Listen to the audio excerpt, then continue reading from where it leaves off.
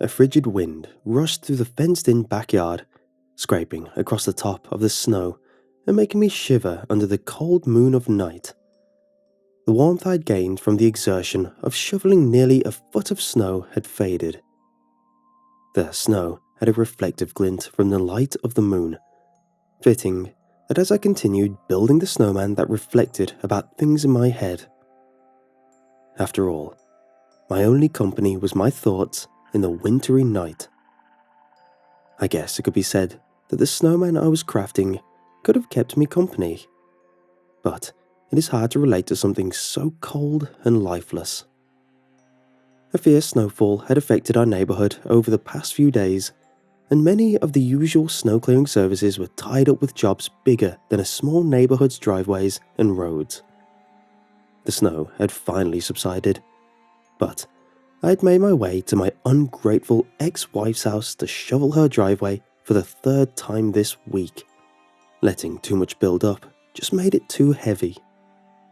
After what she put me through, you would think she could at least be thankful. But even that seemed too much to ask.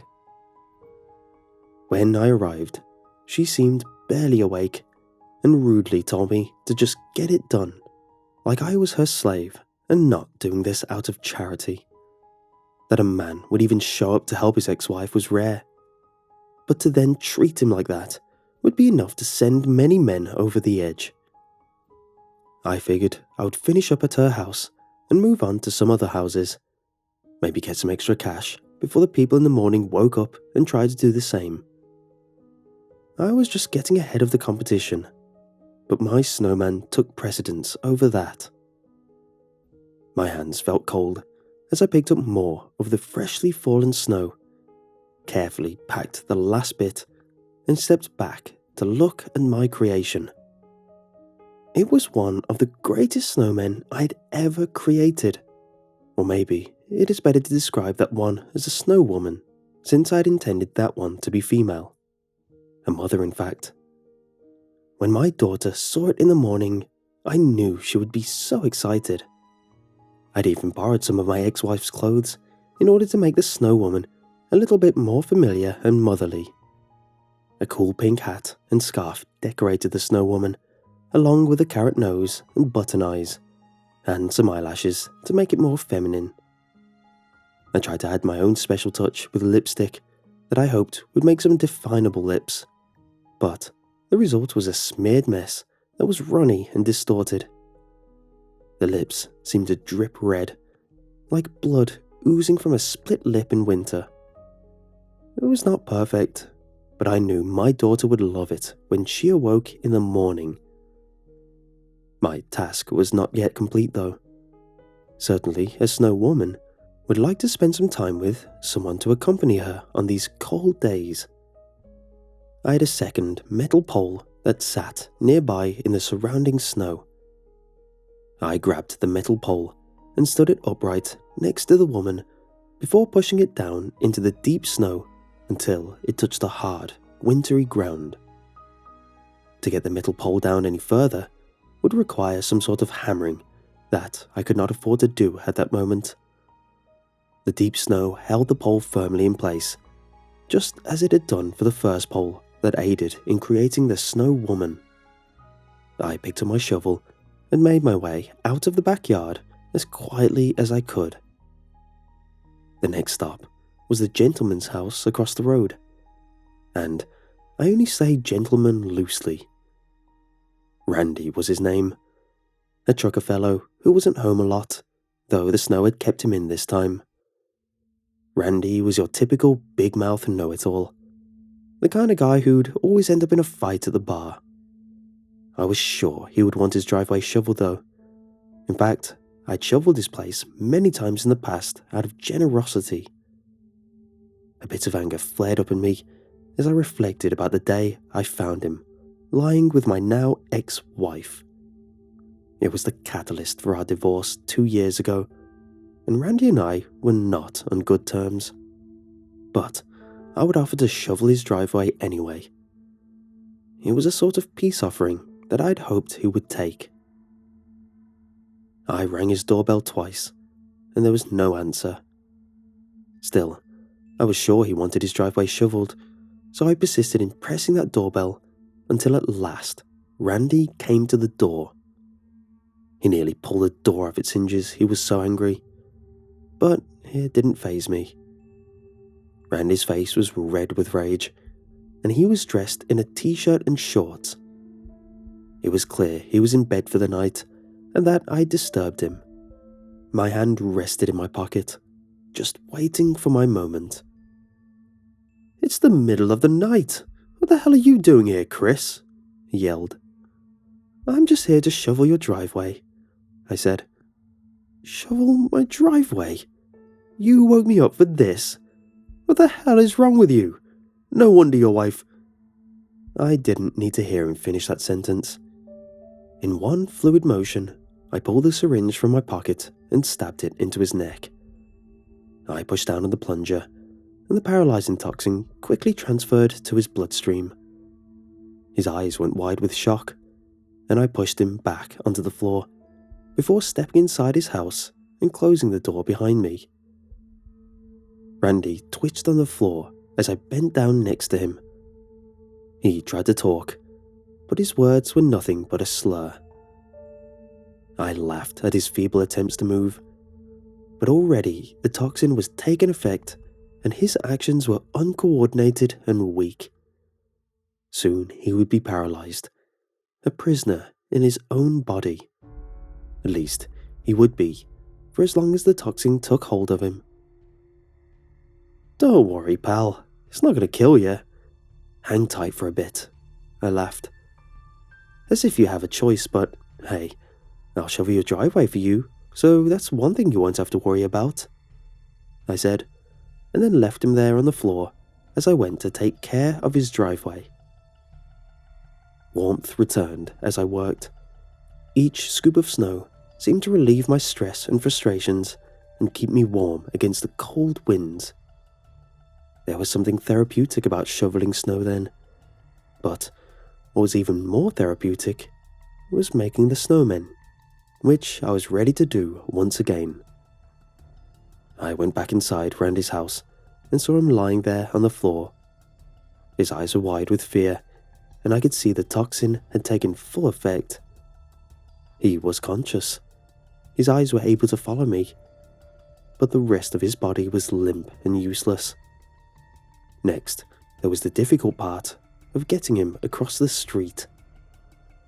I tried to pick him up and carry him, but he was far too heavy. Essentially, he was dead weight, and I figured it'd be easier to just drag him by his legs, but even that was rigorous, though not impossible. I ended up pulling him across the street by his legs in the dead of night. The people in the surrounding houses none the wiser. His face was pulled through the rough snow, and I'm sure it would hurt like hell if he could have felt it. By the time I finished dragging him, his face was bloody and had begun to puff up. I had dragged him right up to that metal pole that rested in the snow before I had to stop and take a breather. When I had caught my breath, I pulled Randy up to his knees and then pushed him towards the metal pole until his back rested against it. His legs splayed out behind him. Getting him to keep his back straight took a lot of effort, much more than the snow woman. Randy's body would continuously slump down, and I would have to pull him back up until I got him securely tied to the pole and in the perfect position. His skin was already turning blue from the cold. Frostbite had taken over much of his body. I took a few moments to walk around him and make sure every rope was secure. Randy's eyes followed me when I was in front of him. "I just wanted to shovel your driveway. You didn't have to be so damn rude," I said. Randy's eyes went wide, and I could see that fear had now evolved into terror. I think he recognized his mistake, but it was too late now for him. I had to build a snowman, and nothing was going to stop me. I carefully picked up some snow and started packing it around Randy's legs and feet. Most people just lazily roll snowballs, then stack them together, often creating a misshapen nightmare of a snowman that will fall over in 2 hours. I was using a metal pole and a dirtbag trucker, so my first step was to get enough snow packed around his feet and legs first, and then I go through the art of moulding that first large ball of snow that would cover the lower half of his body. I had to shape the snowball methodically, carefully packing the snow into a rounded form. It took a lot of time, but I'd eventually packed together the largest snowball around Randy's lower body. The first snowball came to rest at about his stomach area. His eyes changed from terror to absolute defeat as I started to pack snow around his chest and back to start forming the second part of the snowman. I thought Randy must have known that, even if he did escape somehow, his body had been ravaged by frostbite. His limbs would surely have to be amputated, and if they could save him, he would have to undergo hellish skin grafts that would leave him in nightmarish pain for weeks and months, maybe even years. The time ticked by as I packed and packed the frigid snow. Randy was in and out of consciousness, still paralyzed by the toxin. At last, the second rounded figure took form, and Randy was buried in snow up to his head. Randy took one last look at me, a look of pleading in his eyes, but that was not going to work on me. I guess he was not as smart as I took him for earlier. This was the merciful path at this point, and besides, I had a snowman to finish. Nobody was going to stop me. The first bit of snow I packed went into his eyes, and then around his chin, and up to his mouth. Before long, Randy was covered in the cold snow that sealed his fate, and the snowman was almost complete. The last and most important thing to do was to customize the snowman. After all, it's only 3 snowballs if you don't add some extra features. I needed something for a hat, so I made my way back over to Randy's house. Cracking open his door, I made my way inside, tracking wet, slushy snow throughout his house. I'm sure he would not mind me borrowing some things of his after I shoveled his driveway for him. I searched his closet, and what a mess it was. Piles of lewd magazines sat atop a bunch of piles of clothes that I guess he had been too lazy to hang up, judging by the number of hangers that hung with no clothes on them. As I went to move the magazine, a couple of pictures fell out. Looking through them, I could see they were pictures of my ex-wife, though one picture in particular stood out. It was a photo of my then pregnant wife. Randy stood beside her with a large smile and a hand on her belly. I took a deep breath and then tossed the picture to the ground. This was not surprising to me in the least. I had already caught them in the act, but the picture seemed to show their affair had been going on for a long time. I tossed the rest of the pictures aside and checked the pile of clothes. I found a brilliant red tie that would work perfectly. It even matched the colour of lipstick on the snow woman. I needed a nice hat though, and I knew that he would not own a top hat. So I found a regular black winter hat that I figured would do the trick. I made my way back to the snowman and put the tie around its neck, and the hat went onto its head. A couple of button eyes and a carrot nose later, and I now had a beautiful snow couple that my daughter would love when she saw it in the morning. The dark of night was already starting to break, and the sun was fast rising. I sat on the ground, cradling my legs and trying to keep warm by rocking back and forth. Eventually, I fell asleep for a few moments, but came to and saw the snow couple still standing before me with joyful smiles on their faces. The sun had risen, and it was time for my daughter to see these masterpieces.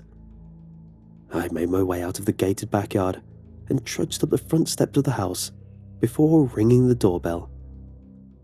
I rang it 3 times and waited with nervous excitement. Eventually, I rang it again, and the door finally opened. My daughter stood at the door, groggily, her hair frazzled and all over the place from sleep. "Daddy, what are you doing here? Where's Mom?" she asked me. "Hey, sweetie, Daddy is here because I shoveled the driveway, but I've got a big surprise for you in the backyard. You should get dressed and come outside," I said. Her eyes lit up when I said surprise. They always do. Any sort of tiredness that still lingered in her seemed to disappear as she ran upstairs to get dressed, yelling in excitement about her surprise on the way up. When she came outside, she grabbed my hand and nearly pulled me towards the backyard. But I stopped her and said she had to close her eyes before we opened the gate. She closed her eyes, and I unlatched the gate and directed her inside until she was just a few feet from the snow couple, with her eyes shut and breathing in anticipation. "Okay, sweetie, go ahead, open your eyes," I said. She opened her eyes, and I could see the excitement in her face grow. She had a great smile as she looked at the snow couple in awe. She remained speechless as she walked around them, almost inspecting them, and then came back to me and gave me a great big hug. "Well, what do you think? They're a nice couple, aren't they?" I asked. "They're so perfect," she said with a gleam in her eye, and she turned around to look at the snowman again. "But I think there's something missing." I rested my hand on her shoulders. "Oh? What's that?" "There needs to be a snow baby too. They should have a kid." I laughed and reached into my pocket. I had another syringe ready to go. "You know, I was thinking the same thing," I said as I stabbed the syringe full of the paralyzing toxin into her neck. She turned around and gave me the oddest look I've ever seen as she fell to the ground and looked up at me with confusion. I could see the resemblance to Randy now. They both had that dumbfounded look when I stabbed them. She was trying to talk, but I soothed her. "Don't worry, sweetie. You just lay there for a bit. Daddy needs to get a new pole and do some shoveling. I'll be back after I shovel a bit. And we'll make that kid snowman."